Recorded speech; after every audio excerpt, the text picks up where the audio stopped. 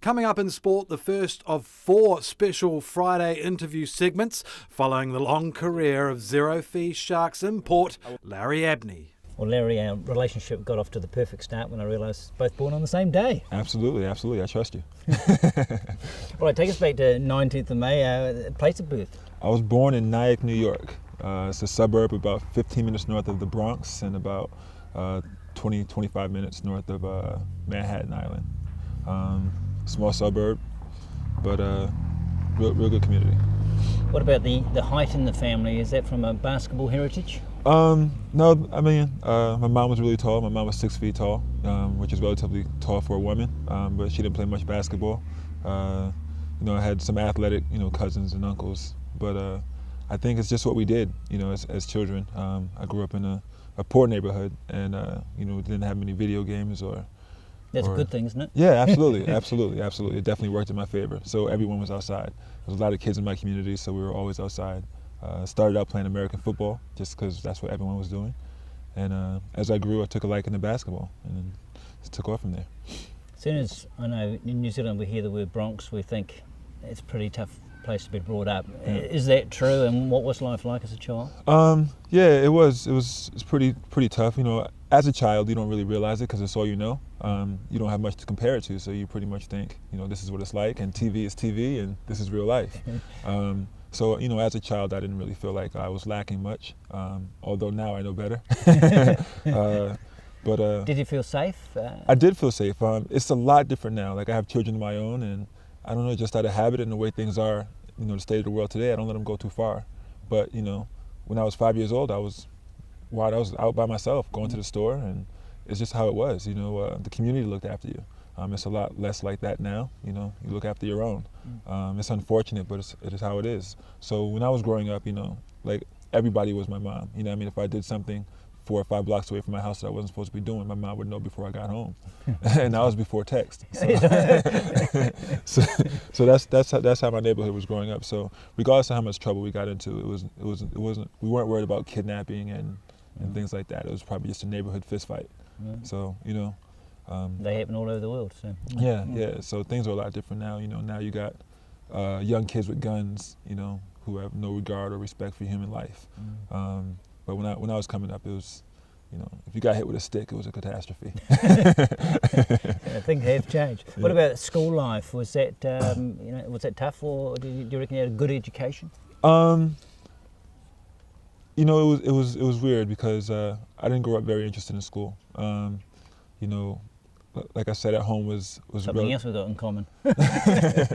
It was tough. Like it was probably sport that brought me back into school. I just didn't have the motivation, and I didn't know what it was for. I didn't have the foresight to see, that my future depended on my education. So I kind of slacked a little bit. When I began to play basketball and realized the opportunities it could give me, then I started to take school more seriously, and I still struggled. It wasn't until college that I excelled, and I think it was more about being able to set your own schedule. I didn't really like having to work on other people's schedule. I didn't like the idea of a teacher telling me that I had this much to do, not knowing what I had to do at home afterwards, and I had to be up at 7:30 in the morning to hand it in. So in that aspect, I struggled. I was probably always a good student. I just didn't utilize it until I got to college. So you started playing football. Was that in an organised sense, or with your neighbours? It was both. Like obviously we were outside playing, but I was playing in the leagues with referees and things like that. Unlike basketball, where I was only playing, in the parks. A lot like you guys have rugby fields on every corner, we have basketball courts on every single corner. So it was always accessible to you, and it was free. So I was always playing basketball, but not until later on, till I was about maybe 15, did I play organized basketball with referees and in an organized league. Well, that was our perception, again, through TV. Apologise, sometimes that's all we see, is that you have all these courts and you just sort of make up games with mates. Is it more complicated than that? No, not really. It's pretty much what you see, you know what I mean? But a lot of times is you're playing with your mates, but then you get your group of your mates and you go to other neighborhoods and you try to represent your neighborhood and you try to, you challenge other neighborhoods and you try to be the best. And I think that's where my competitive drive came in because, you know, it was all about winning then. You know, like I work with kids a lot, you know, and I teach them, you know, winning isn't everything. I mean, winning isn't everything, but it's not how I came up, you know, like it wasn't okay to lose. So I think that's where my competitive drive came in at. So you've got to be a good loser, but not a frequent one. Absolutely, absolutely. That's a great way to put it. You know what I mean? I make a joke with the guys. You know what I mean? Everything is better when you win. Your food tastes better. The sky's bluer. You know what I mean? Your little aches hurt less. Winning is definitely better than losing. All right. So who got you to say? Did someone take you aside and say, "Look, you're pretty good at this game. I think you should concentrate on it"? As a matter of fact, it's a freak story actually. You know, I grew considerably the summer between ages 15 and 16 years old. In height. Sorry, I'm going to have to interrupt. Just your hand. Oh, sorry about that. That's right. Well, just has, no, could you ask the question? Oh, yeah, it's good. No, it's all right. It's all right. So how did the basketball come about? Was that someone taking you aside and pointing in the right direction? As a matter of fact, it was. It's a pretty freak story, actually. I grew considerably between year 15 and 16, 15 years old and 16 years old of age that summer. And I was playing in a park, and I had a guy, a stranger actually, who was following us around, me and a group of friends. And I didn't know who he was, but you know, I recognized him at the different parks I was at. So he approached me one day and was like, I think you're really good at this. There's a tryout in the Bronx, which is a borough, like I said, 15 minutes north of me. And I think you should go down and try out. So I was like, yeah, whatever, At that time, a lot of people promised me to take me here and take me there. And, you sit outside and you're waiting and they never show up. A lot of promises made. So I said, whatever, if you show up, I'll go. So he showed up and he took me to this club team. It was called the Bronx Gauchos. And on that team, I didn't know at the time, but a lot of guys who are in the NBA now, or were in the NBA, played on this team. Before me, Chris Mullen had played there, and Kenny Anderson, like big names like that.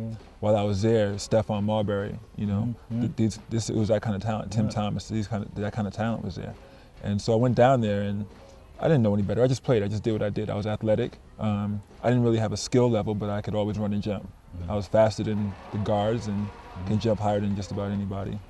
Just helps. Yeah, absolutely. So I did that, and I had fun doing it. And I made a team, and unbeknownst to me, it was probably one of the biggest things that ever happened to me in my life. They took me all around America to play basketball. It was the first time I had left my neighborhood. The first time I got on a plane, it was to go to Hawaii. You know what I mean? It's a good plane to get onto. Exactly. So that was a big change in my life, making that team. It gave me a huge boost of confidence. This was paid? No, you're not allowed to get paid. You're not allowed to get paid. So who was funding this trip? Tropicana and Nike were our sponsors. Okay. Yeah, so they funded the team, but we weren't paid as kids. A pair of free sneakers was the best thing you could possibly get. But at the time, you took it wow, free sneakers. You know what I mean? So that was a big deal. So, And the level of basketball, because you went from casual basketball to this really structured, high quality, did you think, was it a big adjustment for you? It was a huge adjustment, because now I was playing in front of people, you know what I mean? You know what I mean? Like, before you have, 10 or 12 people watching on the side. Now you got whole gymnasiums full of people, you know what I mean? And they weren't necessarily there to see me at the time, but I'm still there, and I'm playing in front of these guys, and I'm impressing, and I'm doing well. And then I think that's when I started to take school seriously, coming back to that question, because now I'm getting letters from universities saying we're interested in what you can do on the basketball court.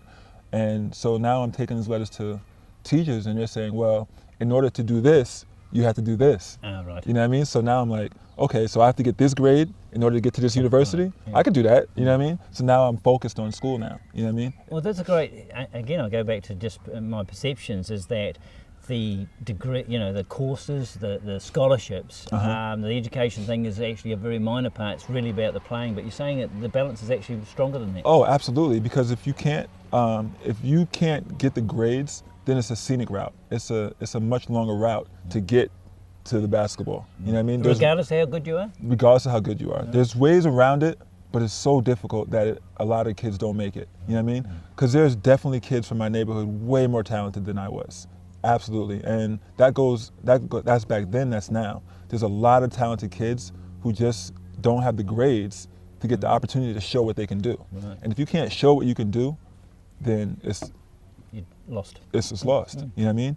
So to be able to get to that place, you know, school is so important, and you got to preach that to these kids, because you can't have one without the other, because you need that platform, especially now. A lot of kids were going from the NBA from high school to the NBA, and they stopped that. So now it's even more important. Right. So, because now you have to go to that 1 year of a university. Right. So what sort of thing did you study? What sort of thing did you work on? Well, in high school, it was just a matter of doing your homework. You know what I mean? Like high school, I tell kids, it's not that difficult. Show up,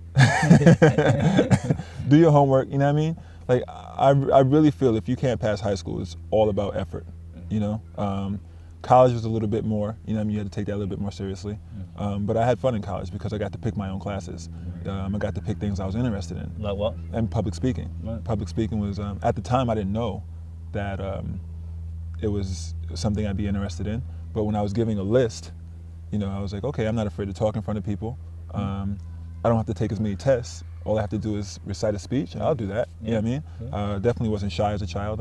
I didn't mind being in the center of attention. So public speaking was an opportunity I thought I could take advantage of, and it worked out for me. And when you're 6'8", you often are the centre of attention. Absolutely, you're kind of thrust into that role. So to stand up and you know, as long as I know what I'm talking about, then I could talk.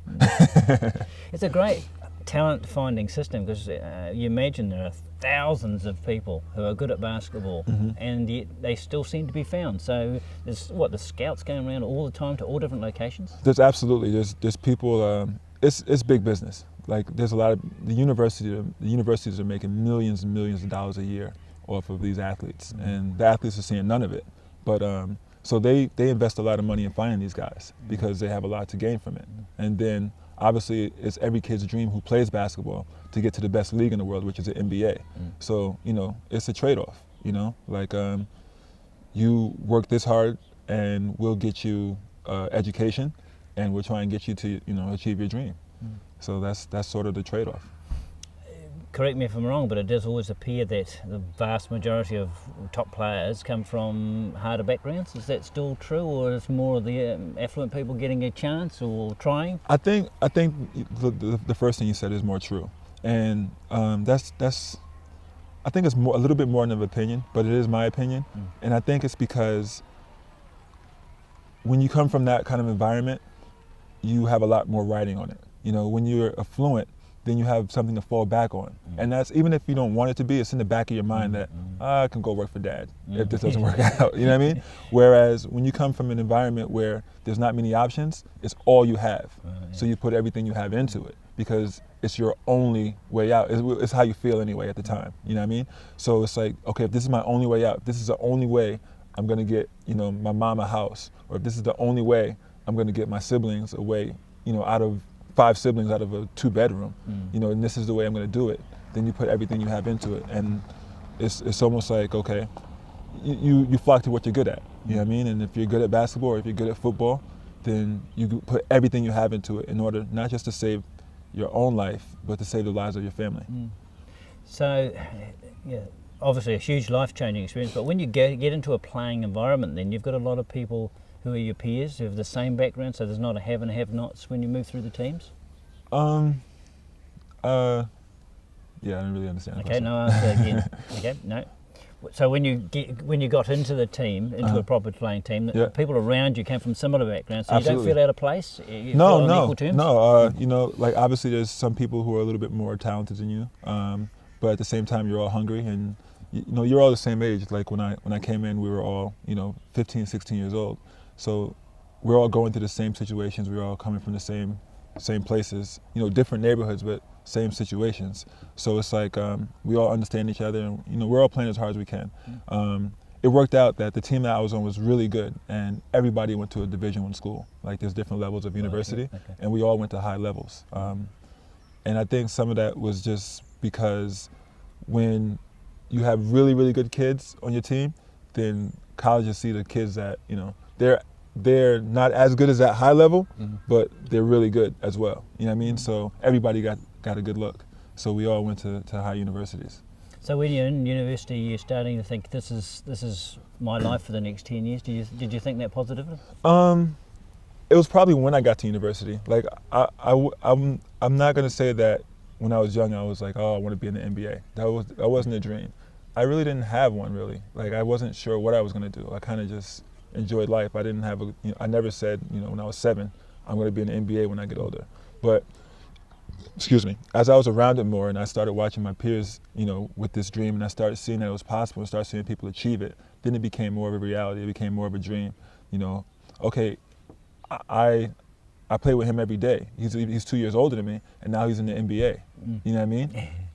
That's very possible for me. And I've seen the steps he's doing, and I'm on the same path. Like, I can absolutely make the NBA. You know what I mean? So now it becomes like, okay, I'm going to the NBA. And then you start telling yourself that, you know what I mean? And you're around it. And then, the closer you get to it, the more mentors you have from the NBA come in to, bring you and show you what they have. So now you're going to their parties, you're going to their houses, you're seeing what they have, and you're like, wow, I want that. You know what I mean? You're going to workouts with these guys, and you're seeing, okay, I can keep up with them in a workout, and it becomes, you can reach out and touch it, you know what I mean? And I mean, a lot of people feel like that. It doesn't work out that way, but that becomes more of a goal when you're so close to it. So you're playing varsity college basketball, and people are coming up to you and say, come to this party, get this experience. Is that how it Absolutely, because college basketball in the States is a big deal. You know what I mean? You guys get to see March Madness, but I think it's more like that the entire season, especially when you're in a place that's built around it. Like some of the attendance to these games are in the tens of thousands to come watch these kids play. So we're pretty well known. You know what I mean? The kids are pretty well known. And then people latch on because this is someone that's possibly going to the NBA. So if I'm friends with him before he got there, you know what I mean? You know what I mean? So it becomes that kind of situation. So you're given things, or you're showed things that you wouldn't have been shown if you couldn't do some of the things that you could do. And at university, you're making a financial career at that stage? You're getting a free education. Some kids are there. If they intend on going to the NBA, then they're not going to stay there long. Right. But if you intend on getting a whole education, then it's there for you. You're pretty hungry. As far as you're not getting paid. You know what I mean? You're still living pretty much on basic needs. Probably better than where you came from. Like in my situation, when I got to college, it was a whole level up. Like I had an apartment, I had a garbage disposal, I had a pool in my apartments. Right. You know what I mean? Yeah. So even though I was in college living poor by college means, I was rich from where I'd come from. And appreciated it. You know what I mean? So it was a world of difference. Like I even brought my mom out to see where I was in college, and she stayed out there with me for a while. Because, right now it's like, whoa, college. But back then it was a step higher than I come from. Yeah. So it definitely, it was a big deal. So how did things really start to happen for you professionally? Well, I did well in college, and I played on one of the top 10 teams in the country. We were ranked in the top 10, and we went to the NCAA tournament. I played for one of the best coaches in the world, who had won a championship a few years prior to me attending. He had won at UNLV, Jerry Tarkanian. And so he came to Fresno State, and that's where I signed. And we did really well. We also had some other NBA players. Rafer Alston was my college roommate, went on to have like a 14-year career in the NBA, and some other players as well. And probably my claim to fame was I got 35 rebounds in the game, which is an NCAA record. To this day, it's 12 years old, and I don't think it's going to be broke. I can't see it. It won't happen tomorrow. So, that's probably what put me on the map. You know what I mean? I led the country in rebounding that year, my senior year. And it was a pretty big deal, and I got a lot of attention. I started getting letters from different pro teams in the NBA. Started going to more workouts, and I thought, wow, this is possible. After the season was over, and I got an agent, I moved out to Las Vegas. I trained, went to a couple NBA camps to get ready. To get ready, and unfortunately, I didn't get drafted. But I was given a call by the Denver Nuggets to say, we're not going to draft you, but we're bringing you in as a free agent. And so that happened, and it was from that point on. It was like, okay, this is serious. This is it. I remember when I arrived in Denver, they took me up to my suite. It was one of the nicest hotels I'd been in, and up to that point, every hotel I'd been in had been a room. this hotel was like a full-on house. And you know what I mean? I went in my room and I called my best friend and I jumped in my bed and you know what I mean? I was doing backflips from my bed like, wow, like I'm this close. Yeah. You know, that like, you know, like I said, I hadn't dreamed about it my whole life, but it was still something that I had dreamed about for quite a while at that point, and it was becoming a reality. So as a casual player, non-draft player, they just call you in when needed? You're like a fully trained up reserve? Is that Well, what it is like the draft process is they take 2 people per year, each team, you know what I mean? There's 2 rounds. The first round, you're guaranteed. Right. Oh, a team? A guaranteed team, guaranteed money. They might not play you, but you're guaranteed to be paid. You know what I mean? Without question. That's a great start. Exactly. The second round, you get the whole presentation. You get to walk up on the stage and get your name called, given a jersey, but you're not guaranteed. Right. You know, you can be released, and then they can bring in whoever else they need based on the team's needs. Right. So you don't get the whole hoopla of you having your name called, but you're there. You're standing shoulder to shoulder with the person who went up in the first round, Right. and you know, and you get to meet the guys, and you're on their practice facility. You got the best trainers, the best doctors, and you're just a part of an environment, and everyone knows who you are. You know what I mean? Because they have a media day, and so it was an amazing experience. So from that point on, you start playing for them? Or? Well, yeah, it started off. You started off with practice, and they invite a slew of people. It was probably like 12 or 15 people that they invited and that weren't on the team. So then they start releasing people slowly. Ah, right. You know what I mean? So culling. Yeah, before the season starts. So you play in a few games against other teams, against other NBA teams who have the same kind of rosters. Just an unofficial practice game. Exactly. Yeah. So you're playing in these games and you're trying your hardest to impress. And at that point, they probably keep maybe 2, 3, depending on the team's needs, and everyone else is let go. And luckily, I was selected in one of those 2 or 3. Right. So then you have a small break and you're invited back, and the official season starts. So I made it to that, and that's what's called veteran camp, and that's when you get to meet all the guys, the veterans, the guys that have been there. You know what I mean? So now you're that much closer. You know what I mean? And after that point, then a trade was made with Denver, and I was released, and it was devastating for me. It was really, really devastating. Did they take you aside and say, you're a very good player, these are the reasons we've taken you, or not, or did they just say goodbye? No, I guess some people they would say goodbye, but I was brought in and explained the situation to me, and they loved me, and it was a numbers game, and you know what I mean.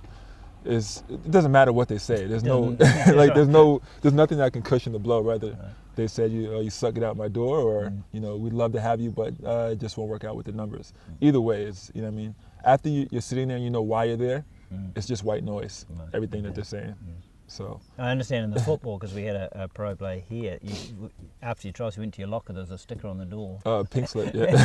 So you know, at least you got that conversation. Yeah. But did you think that was the end though? Because you would have thought, well, I got this close. If I just keep going, someone else might pick me up. That day I thought it was the end, Right. but you know, the next day, you know, I woke up and I went back home for a minute, and I was okay. What now? What's next? You know what I mean? Because you have your agent, and at that time I was inexperienced about, you know, what happens at this point. You know what I mean? So it was kind of like, okay, do I go get a job now, or like, what now? What do I do now? Right, yeah. So you know, at that point, what did I do first? I played in Move out of the hotel. Yeah, you move out of the hotel. So I went back home and I played in this small league in New Jersey.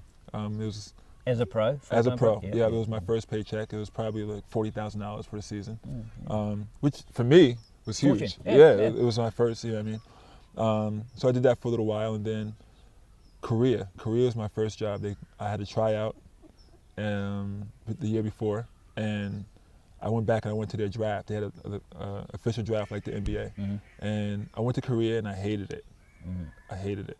The basketball was great. When I got there, we had it was like a dormitory setting, and there was a basketball facility at our use anytime we wanted. A gym. We had our own cook, our own driver, heated floors. Like Right. it was. Sounds okay so far. It sounds great, but then I realized, like, okay, no one spoke English.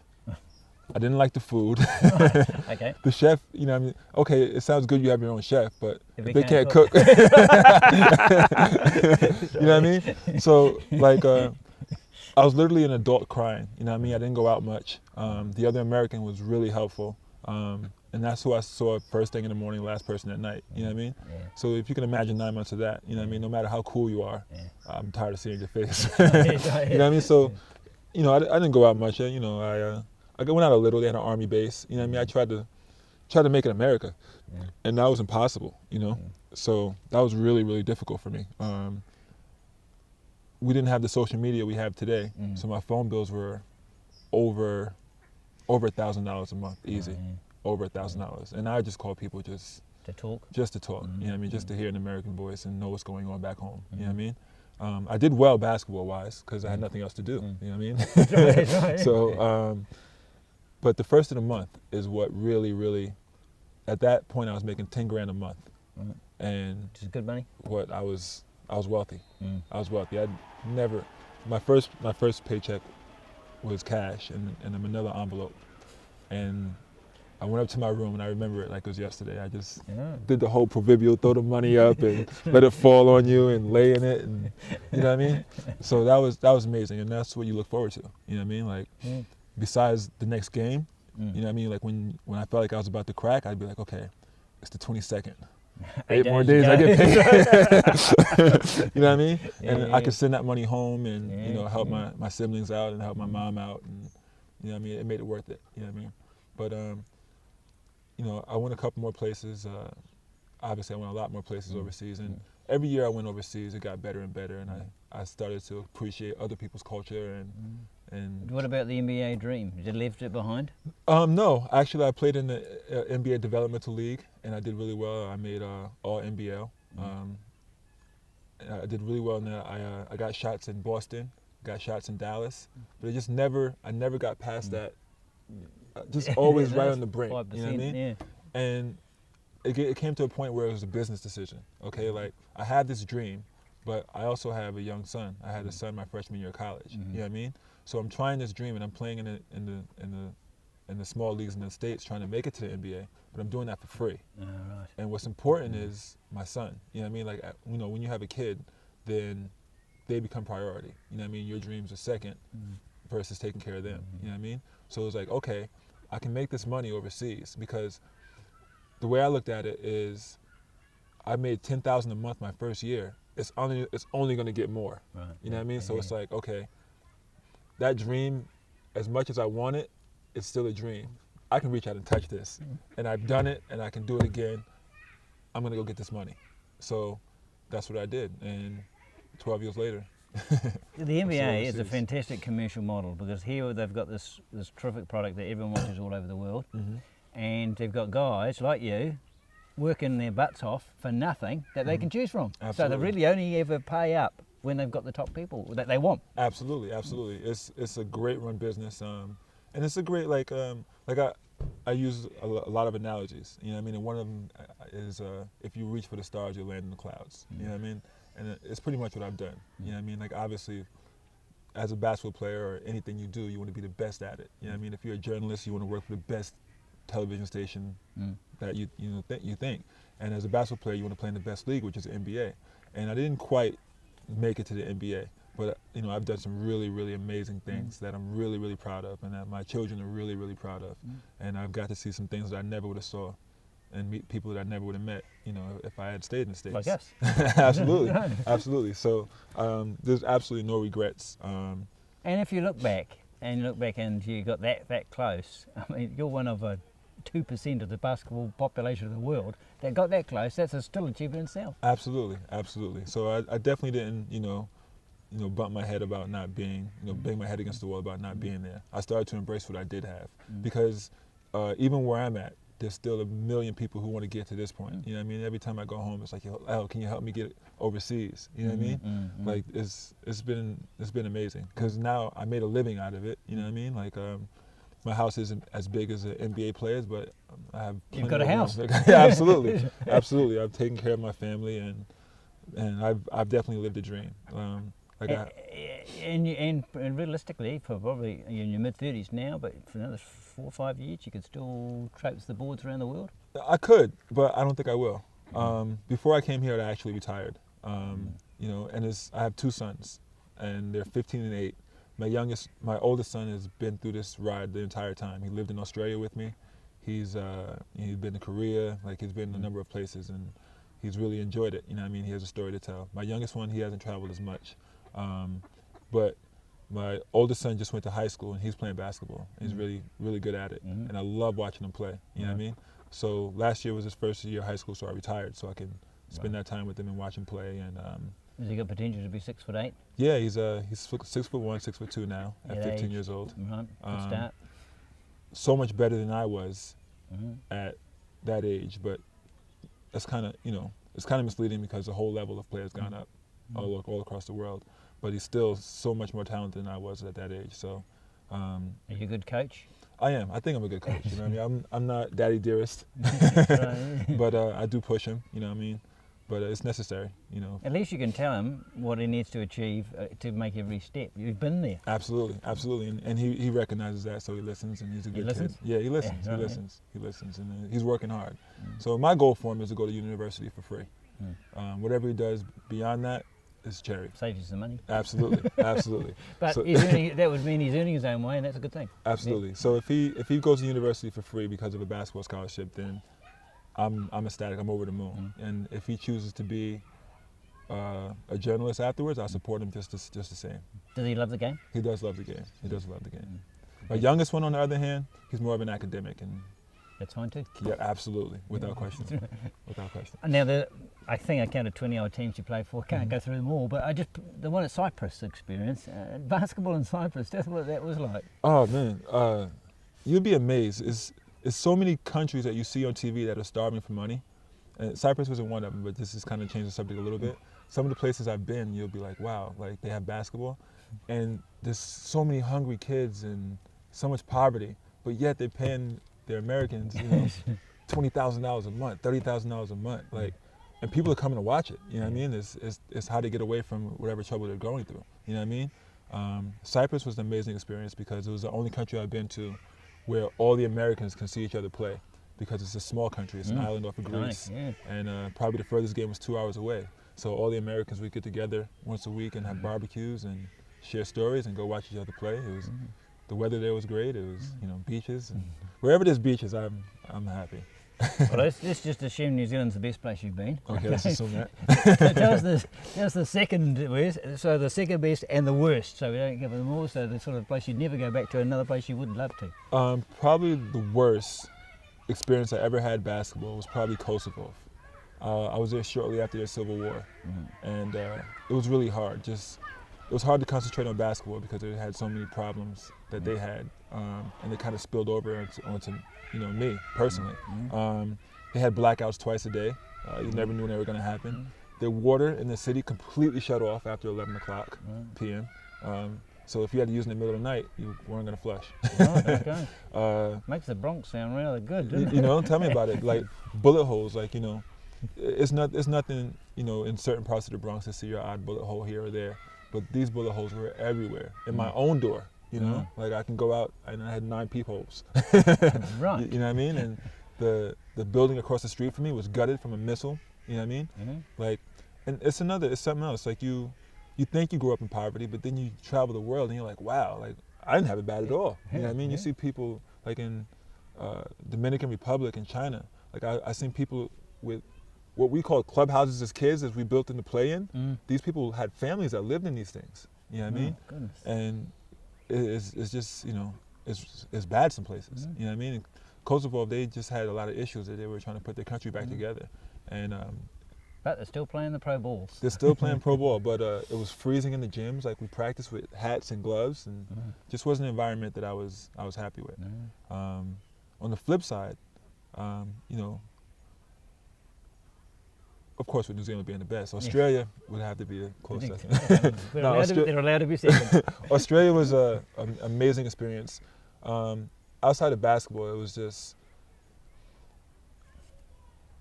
all right, like, put it this way. In America, I go to the zoo, and I'd see a bird, and I'd be like, wow, that's an awesome bird. You know what I mean? In Australia, I'd go and I'd have breakfast, and that bird would land right here. A couple of ducks around here somewhere. You know what I mean? But these are like colorful birds that with like 9, 10 different colors on them, and you're just like, whoa, it's free. You know what I mean? You know what I mean? And like you'd walk along the beach and a stingray would just float by you, and you're just like, if you wanted to, you know, you can, if you're so inclined, you can reach down to touch it. Not a good idea. Not a good idea, but if you're so inclined. You know what I mean? Just things like that were amazing to me. You know what I mean? I went snorkeling and saw a shark. You know what I mean? Like at the time, it wasn't, you know, I was scared to death. But I tell that story, and it's just like, you come home and you tell these stories from Australia, and you're telling your stories, and your friends are like, "Oh, okay, cool." And you're like, "No, it's more than cool. Why don't you get it?" Like, you know what I mean? For them, it's a world away, though, isn't it? And they're never going to have that experience. They can't imagine it. No? You can't fathom it. You know what I mean? Like, that was just like some of the stuff I saw off the court in Australia was just living in Queensland, of course. Like, it's a proverbial paradise. You know what I mean? So that was a pretty amazing experience. So how did we lure you out of retirement to come to New Zealand? Well, when I went home, obviously I got to watch my son play basketball and, you know, spend time with my family. I started a business. I started a basketball school. And what I do is I teach kids the game. There's a lot of places in America where there's leagues where kids can go play. But what I did was I hired coaches that were working with kids one-on-one, and I put them all together. And I made a school almost like a karate school or a gymnastics school. And we teach them how to play basketball. Like, we teach them the proper way. We teach them footwork. We teach them pivots, like small details that you don't get just by playing by yourself or just by throwing the ball up and running up and down. And so I started that business, and it's taken off really well. It's doing really well. It's called Chaos Basketball Academy. And where is that? It's in Fresno, California. Okay. Yeah. And I also started 5 traveling teams. Like I mentioned earlier in the interview, the travel team that I was on, I started that same thing. So I have 5 teams. I have a 17 and unders team, boys, 16 and under team, boys, a 14 and unders team, boys, a 17 and unders girl, and a 16 and unders girls. Right. And what I do is I take them around the West Coast. We want to get to traveling around America, but you know, right now everything is donated. So with the donations, we take them all around the West Coast, up and down Nevada, Arizona, California, and we let them play in front of college coaches. So that's what I'm doing right now. And so I started that, and you know, even going full time at that, my days were still done at 10, 11 o'clock in the morning. Right. You're very effective. So I was sitting around, and I'm playing with these kids, and I'm helping at local high schools and helping out my university. And I'm playing. I'm like, wow, I still got a little bit. You know, I still have some more to give. And so I talked to my family about it, and it crossed my mind. And I got a call from Richard, and it was all I needed, because it was a perfect situation. It was a short season. I wasn't sure how much my body had left, if I can go through a 10-month season.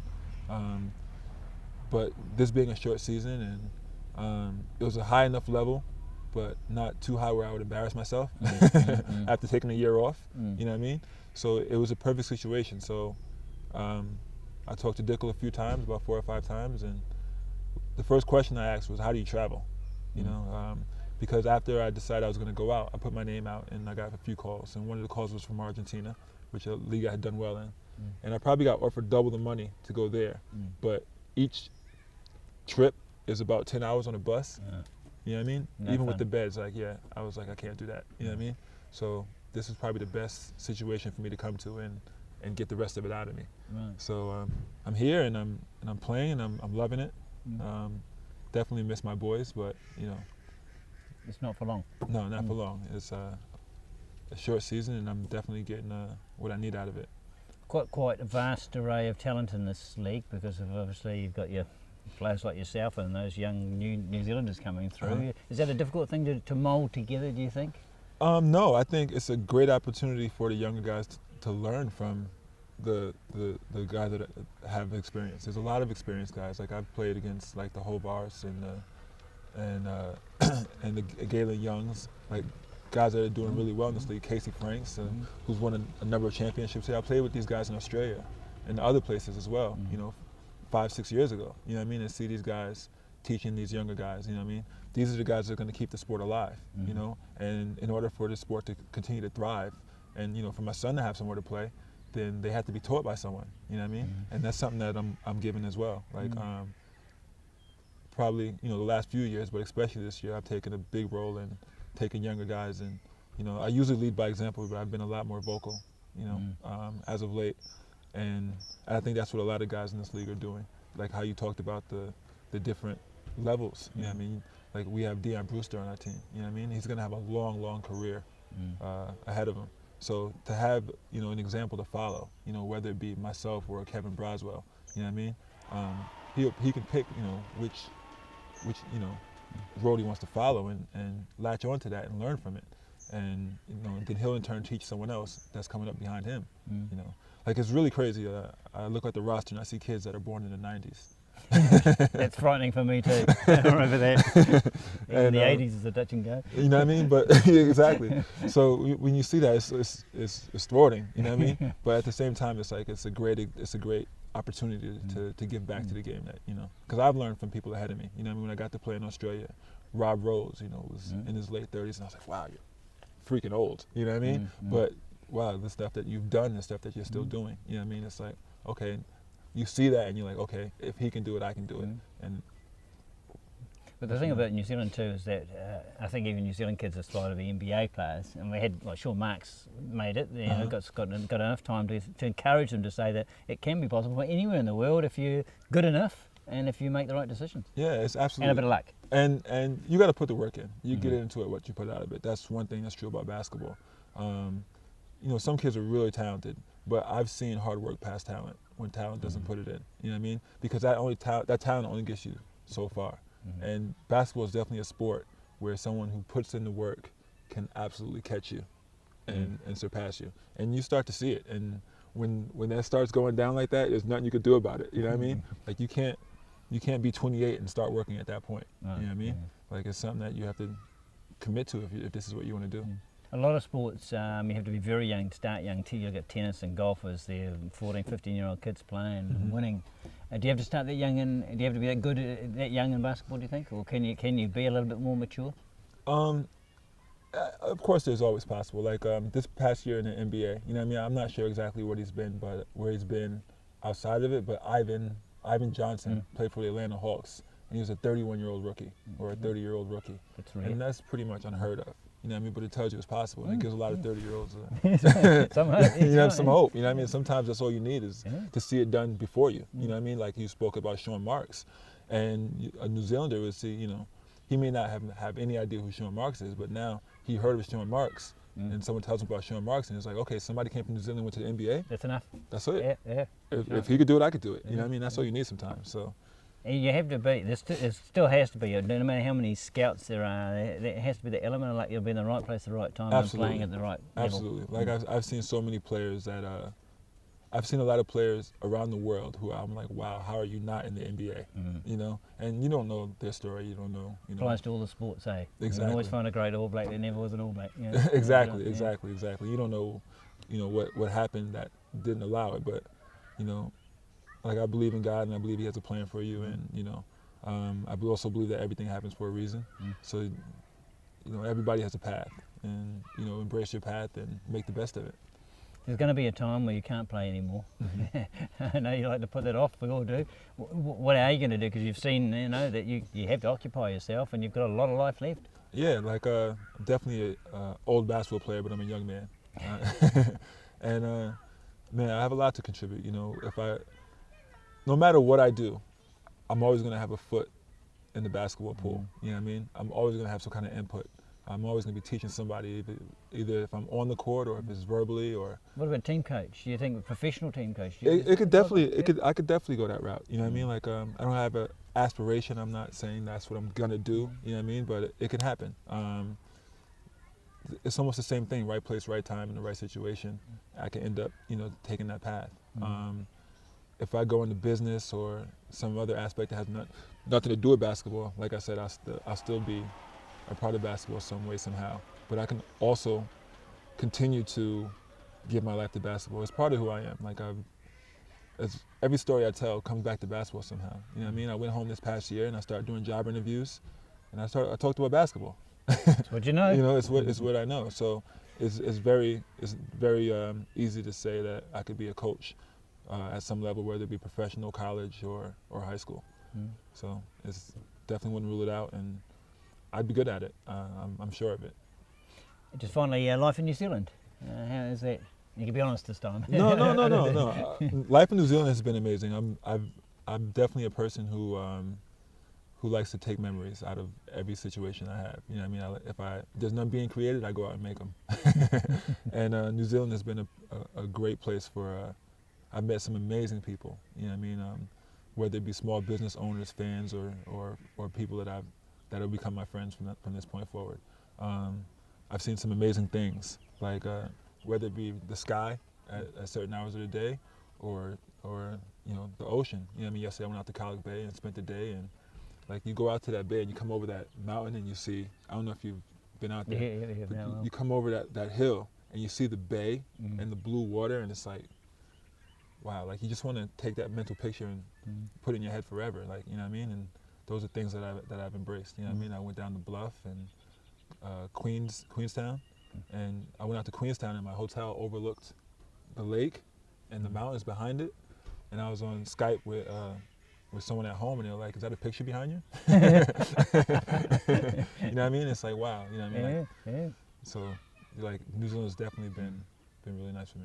And just final, there's so much to talk about. We do have to stop at some stage, but just about being, I know it's stereotypical, but tall, Afro-American, great basketballer. Wherever you go in the world, you're a focus of attention. You're the star of the team in most places. Have you dealt with that? Has that been difficult for you? Not at all. Like, I think it's part of my personality. You know what I mean? I think it's part of why I've done so well, because I'm pretty forward with people. Like, I like meeting new people. I always listen. Like, I always take the time to when I meet people, to listen to their story as well. And if they want to hear mine, I'll tell it, you know? So it's never been a problem. I'm not shy. It's been cool, actually. You know what I mean? It's, like I said, you meet so many different amazing people with so many different amazing stories. Even when I was in Kosovo, you know what I mean? Like, I talk about how bad that was, but, I talked to some of my teammates and some of the people in the community, and you see stuff on the news, and then you talk to these people, and you're like, whoa, that's not what happened. You know what I mean? You know what I mean? So, like, to hear it from the horse's mouth, some of these amazing stories, it's just like... So those buggers on TV, they always twisting things, aren't they? You guys. That's why I can trust you, because you're a tourist. So. Larry, it's been an absolute pleasure. Thank you very much for spending some time with us. Thank you. Great.